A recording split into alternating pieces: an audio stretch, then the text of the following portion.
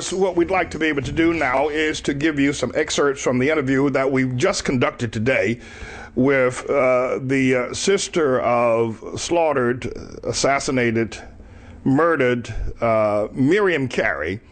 They're in Washington, D.C., in front of the halls of Congress going back a month and 17 days ago.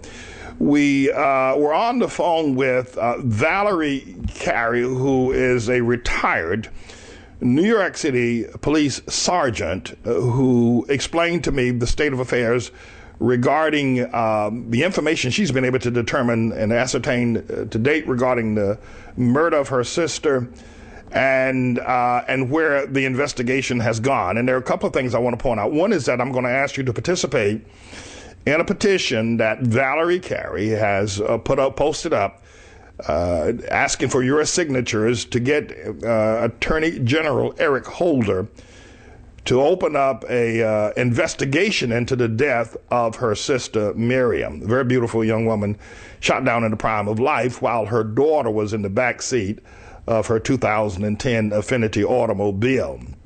Valerie Carey has not been given, nor the family has not been given at this moment, notification of the death of their family member. The New York City Police Department, the Washington, D.C. Police Department, the Capitol Hill, the Police Department, Secret Service, they've not, as of today, served this family with an official notice of the death of their loved one. And when the Carey family was able to travel to Washington, D.C., to view the body, they were told that they could not see the body. They were simply shown a photograph of Miriam Carey, but they were not allowed to touch nor see or to fully examine the body to make sure that the person that was alleged to be killed was indeed their sister. That's number one. The other thing is regarding the official notification, and I need to say at the outset here, I want to state that we raised the issue that this woman was killed for purposes we believe to cover up an act with Obama. I'm going to get to that in just a moment. I'm going to tell you what Valerie has said about that. But we, in our zeal to report this, put up the picture of Miriam's niece as the little baby. That picture we put up in our broadcast was not the actual daughter of Miriam Carey, and we want to retract that as the wrong photo of the wrong person, and we want to apologize for having done that. And also in our haste to raise questions about this death that I believe was an assassination, we made a statement such as Miriam Carey's mother has thrown her daughter under the bus, and that is not the case at all. Miriam Carey's mother is a loving mother who's in a lot of pain, who heard about her daughter's death over the news, and this very public death is suffering quite a bit at present, and I don't want to add to that suffering. So it is my deepest apology for having said that the family had thrown the daughter under the bus. That is not true. They are working behind the scenes as much as they possibly can to get done, but it doesn't appear that the courts, the politicians, police department, and others are willing to step to their aid in this matter. And we want to make sure that as this matter goes forward, and anyone else who comes forward with information would protect the mother and the sensitivity of having lost her daughter in such a public, brutal way. I'm sure you can wrap your mind around the thought of what it would be like if one of your children was shot down by the police and accused of the awful things that Miriam Carey were accused of, and they were not true, by the way. The allegations that Miriam Carey was somehow or another a deranged, a psychologically challenged person is a flat out lie. It isn't true. She was not. She was taking postpartum depression medication after giving birth, but from what I've been able to ascertain a lot of women, and millions of women across America have done the same thing, that giving birth to a child can, to some degree, cause depression. And there's a medication specifically prescribed called postpartum depression medication that helps to be able to alleviate that stress. And when the authorities, whether it was the FBI or the Secret Service, did search her home, they found none of that. They only found prescriptions indicating that she had been prescribed that, but because she was taking her medication, there was none left in her home when it was invaded in what they called a search of the home of Miriam Carey. The other item that has been flagged around in the news is regarding a reaction that she had over a parking incident where she worked in Stamford, Connecticut with Dr. Oken, who is a dentist, and she worked alongside him as a dental hygienist. And because she has special privileges of parking, I guess it was a discussion or an argument that erupted with a person from the white race regarding who could park there and who could not. And so the argument was now being reported as bizarre, and that as a result of her arguing over her privilege, and she did have privileged parking, they have elevated this in the information that has been picked up in the media. These two incidents, the fact that she was on postpartum depression medication and that she had an argument with someone over a parking spot that we've all done, including myself, that somehow or another that makes her mentally challenged or crazy. I think the first thing that I noticed about this that I've found very, very strange, how is it that a woman who owns her own condo, this woman is a homeowner in Stamford, Connecticut, and she owns a 2010 Infiniti automobile, very well manicured and taken care of. What's crazy? I mean, how do crazy people do that? And I immediately recognize that we're now looking at a smoke screen. And the other item that we're not clear about, that Valerie, the retired police sergeant, New York City police sergeant, sister, said to me that she had made a wrong turn and had turned into the wrong area, sort of like a little cul-de-sac there. And when she recognized she had made the wrong turn and all the police came running out, she just simply tried to turn around, which is what any average person would do. Now, this is critical in terms of the information that is being dispensed. She made a wrong turn into an area, and when she tried to back up and turn around, one of the Capitol Hill police officers threw one of those iron barricades in front of her car. At the time she was driving away, and she just ran over it, and that got their juices going. So she went the right way on the street and tried to turn again, and they cornered her there at the Capitol Hill building. Now, Valerie Carey says to me, and she's a retired police sergeant, not just know she's a sergeant in the New York City Police Department, says it's not clear now as to whether or not her sister had fully exited the car or not. However, the reports we're getting that she did. But nonetheless, Valerie is also clear that there were no guns found in the car, that there's an affidavit I'm going to put up online for you to be able to see, that signed by a judge giving the Capitol Hill Police and Washington, D.C. Police the authority to search her car. They found nothing. They found no guns, no bombs, no intimidating letters, no threats, no anything. And the affidavit indicates as well that the reason for searching was not that she had rammed. Now, and we've seen the video, and I'll show it to you again. But when the Capitol Hill Police inquired of a judge for the affidavit to legally search her, for the permission rather, to legally search her car, they did not put the reason for her for their search and for their final execution of her as that she either attempted murder or that she rammed the government property. None of those reasons are listed. It's just reason that that there was an altercation and she's dead and they need to be able to search the car.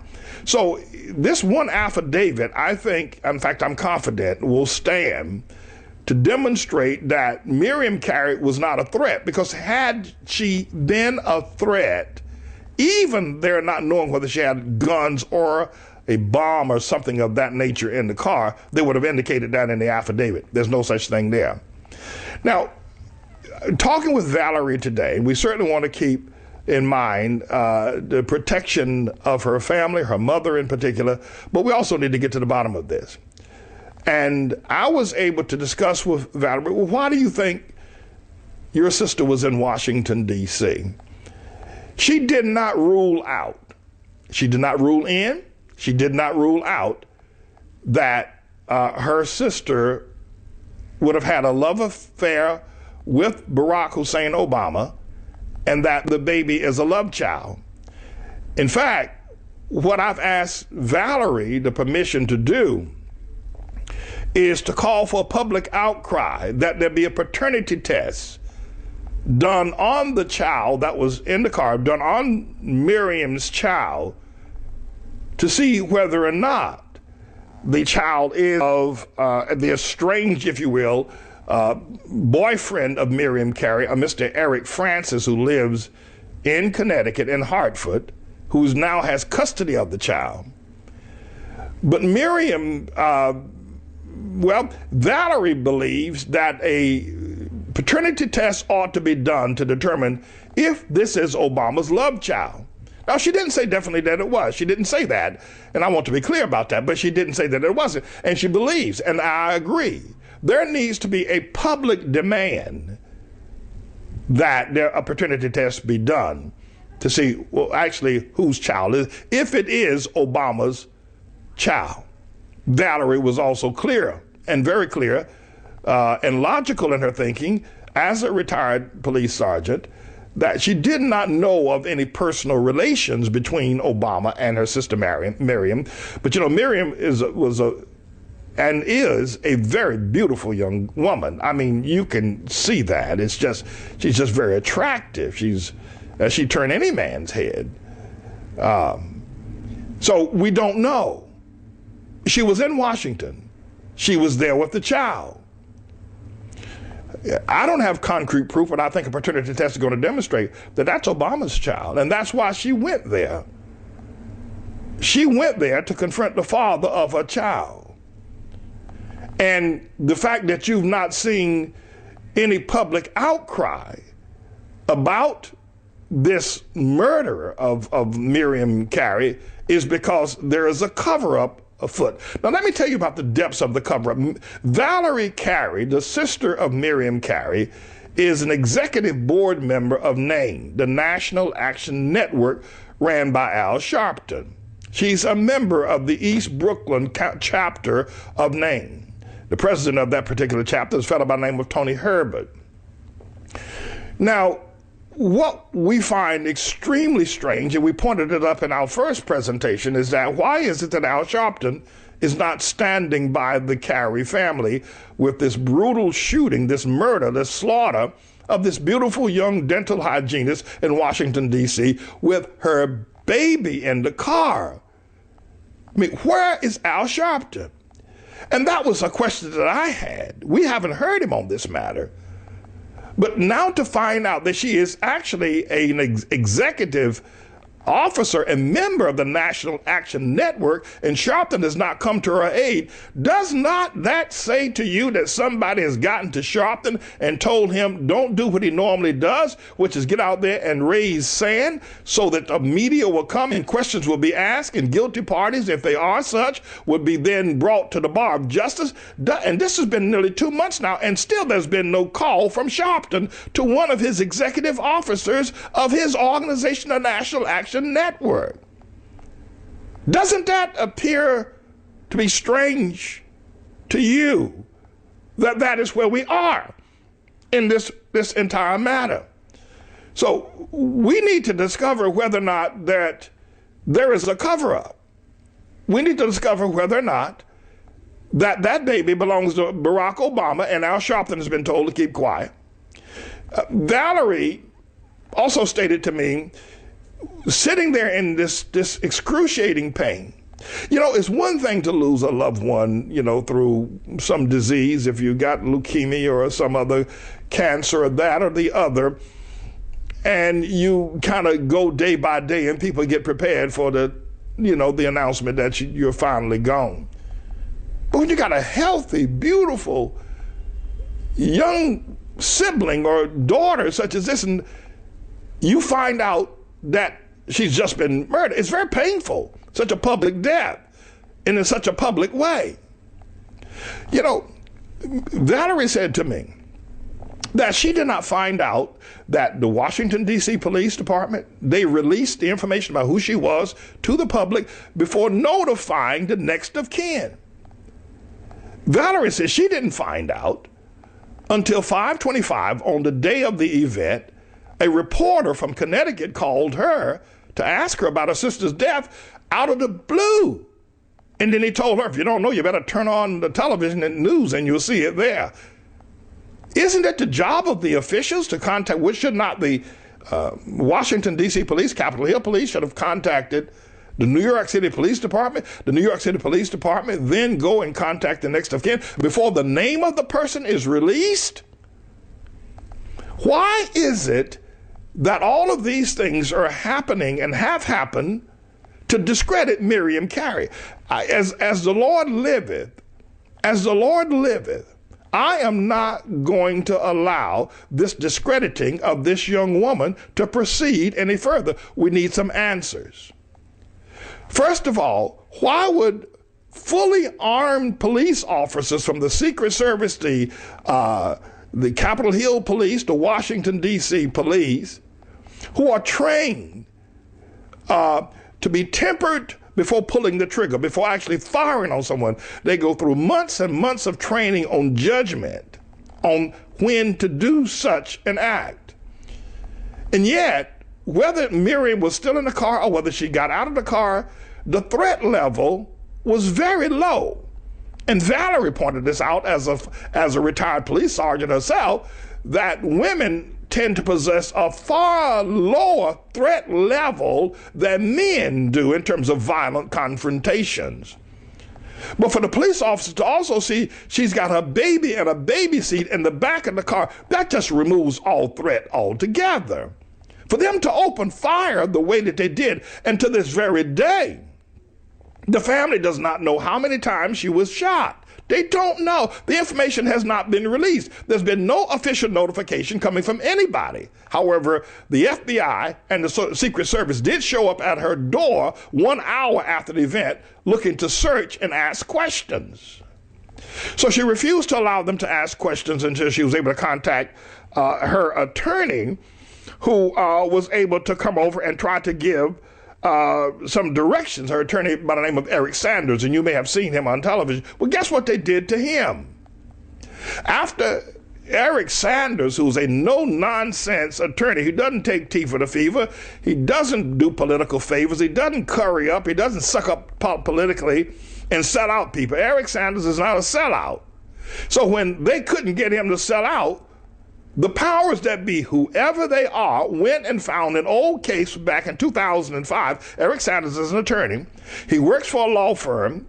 The law firm that Eric Sanders worked for back in 2008 had an outstanding case, not against Eric Sanders. He was simply the representative. They went and arrested him on federal charges. Now, this case has been out there since 2005. But to silence him, they arrested him, threw him in a federal jail, and would not give him due process. He sat as an attorney on a civil matter, by the way. This is a civil matter, not a criminal matter, and a matter that was not related to him. It was related to the firm that he represented. But he had to sit in jail, in a federal jail here in New York, for 6 days before they released him on bail in an effort to silence him. But my friends, you see where all this is going? You see where all this is going? Why isn't Al Sharpton out supporting one of his executive officers of the East Brooklyn National Action Network in the death of her sister? Why isn't he standing with? Why didn't he attend the funeral? Who told him not to? I mean, why don't we hear outcry from Congressman Gregory Meeks? The Congressman Meeks lives in he's a congressional officer he's an African American or black, if you will, congressperson who lives in a region who is actually his region of borders. Why have we heard from Charles Rangel? He's a New York City congressman as well. Why, and when for a black woman, a beautiful woman, to be shot down in front of her baby and to be shot down in front of her family on Capitol Hill streets, in front of the Capitol Hill building by a barrage of police bullets, why is it that the black congressmen or white congressmen of men of note and nobility, why aren't they raising their voices against such a slaughter? Just the opposite happened. They went back into the halls of Congress after the event took place and had a 4-minute standing ovation applauding the Capitol Hill police officers, the Secret Service and Washington, D.C. police officers in unison for executing this woman, and they applauded for 4 minutes and a standing ovation to these murderers in the Capitol Hill Police, Washington, D.C., and also the FBI and Secret Service and whoever else was involved in this process. They applauded the death of this beautiful young woman. My friends, listen, we've got to discover what is going on here and why is this happening. Why? Did Obama order the cover-up? Did Miriam Carey drive to Washington to see Obama about their relationship? And coming there, someone was prepared to start an altercation. And so they cooked up this story that the woman is crazy. Now, wait a minute, everybody. She lives alone, right? She owns her own condo. She works as a dental hygienist. She owns a 2010 automobile. Her baby was well cared for. She was not under any duress from any agency stating that she was not a proper mother. So they throw out this, they go and find some medication in her house when they search it, or prescription, not the medication. They find that she doesn't have the medication. They find a prescription for postpartum depression and say, aha, she's a crazy woman. And they find an argument she had with someone over a parking spot. My friends, this is a cover-up. This was an execution. This was an assassination. This was a brutal murder of a woman to cover up something going on down there in Washington. Something in Washington drove her down there, and we need to find out what it is. We need to find out why. And Valerie raised this as a question with me. Al Sharpton jumped up and down when it was reported that Barney's department store was involved in shop and frisk, and Macy's was likewise, and called a press conference and threatened and went and met with the executives of Barney's department store to be able to so-called bring justice to black shoppers that were accused of stealing things out of Barney's department store on Fifth Avenue or Madison Avenue here in New York City. Yet he hasn't called Valerie or her mother to stand with them. My friends, you and I know Al Sharpton. We know all the workings of blacks, leaders and preachers and all of that kind of a thing. We know that something here drove Miriam Carey down to Washington, D.C., and once she was there, they assassinated her. And let me also, while I don't give a lot of credence to Chuck Schumer, Miriam's sister Valerie and mother and others were in the green room waiting to be interviewed on New Day at CNN. And Chuck Schumer, who is a senator from the state of New York, was being interviewed prior to them coming out of the green room and going before the cameras. And Chuck Schumer said not a word, nor did he offer any encouragement, but allowed this grieving family to be unconsoled by the senator from New York. Are we going to allow this to continue? Are we going to allow this woman's death to be swept under the rug, and whoever it was, Valerie does not know that her sister's child is a love child belonging to Obama. But we need a paternity test. Let's get that done.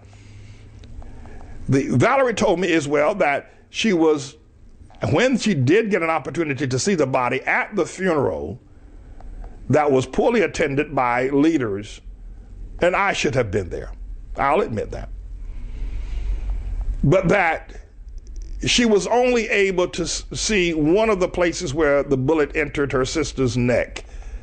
But from the shoulders down, she could not investigate. And the people at the funeral, if you ask me, I think that and I'm not even sure, I'm not sure that they've given the full report about about Miriam.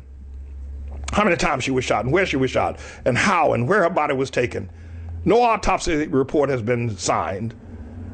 No notification has been given. And no outcry from leaders, black leaders or white leaders, congressional leaders, except they have applauded her death. We need to find out. I'm going to ask you to go to our website. I'm posting up an appeal that has been established by Valerie Carey that is asking the U.S. Attorney General Eric Holder to conduct a swift and independent investigation into the murder. And this is Valerie writing, my sister Miriam Carey. I need you to go to our website and sign on as a signator saying we need an investigation, and we need it now, on the murder of Miriam Carey by the Capitol Hill Police and by the Secret Service. So we need it. I want you to sign it. But I don't want you to stop there.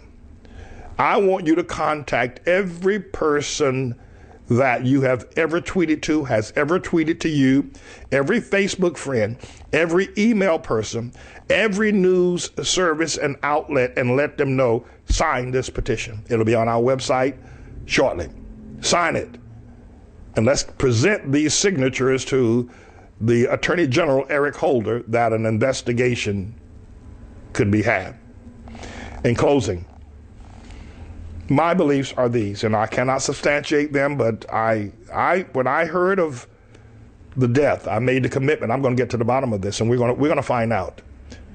We're going to be strong, and we need to pray for the attorney that was arrested, who initially represented Eric Sanders, who initially represented. We pray for him. We pray for the family, and pray that the mother can get through this and get to the bottom of why her daughter was slaughtered. And if her granddaughter is the daughter of the sitting president, Barack Hussein Obama, that child should not grow up thinking that one person is her father and that the sitting president of the United States of America is her father, and that her father had her mother murdered and then covered it up using his powers to stop an investigation and to silence leaders and the American people from demanding an investigation. I'm James David Manning. I'm the Lord's servant.